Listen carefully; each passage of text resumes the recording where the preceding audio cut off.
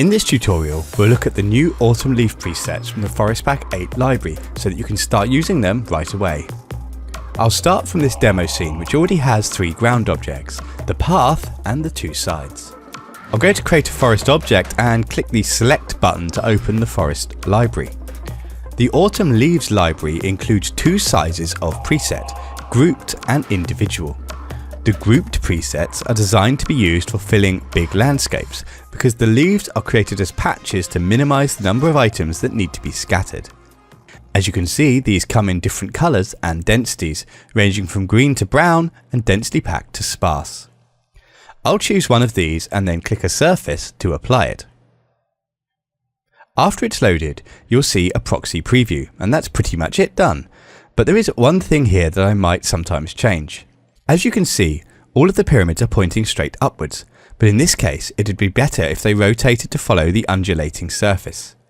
We can do that easily by going to the surface's rollout and moving the orientation slider from up to the center so that it follows the surface normals. The second preset types are made using individual leaves. These are much better for close-ups or when you need to use much more refined distribution patterns. For example, I might use them on this road to clear some paths where they've been moved by wagons or other vehicles. Let's load an individual preset and assign it to the road. Now, because we're using individual leaves, we can have some fun with the fall-off curves and create tyre tracks. To do that, enable density include and increase the value to about half the width of your road. Now, open the curve editor and flatten the curve.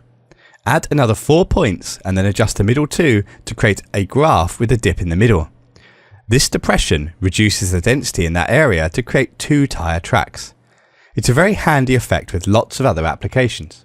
For another example of using fall-off curves, if I go back to my large scatter on the sides of the landscape, I might only want to have the leaves underneath the trees. To achieve this, go to the area's rollout and add a new forest exclude area. Pick the tree forest object from the scene. This will exclude the leaves from under the trees, and you can use the scale value to change the size of the exclude area for each tree. In this case, I'll reduce the size so that leaves come back towards the trunk.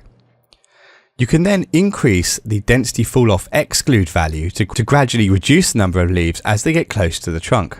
Now, actually we want the opposite effect, so you can click the invert graph checkbox to flip that and make it so that the leaves increase in density underneath the trees, which gives you our final effect. And also remember, these 2 forest areas are linked, so if you update the tree scatter, the leaves will also update automatically. It's a very helpful setup. Finally, I'll reopen the library browser so I can draw your attention to a couple of other options in the library.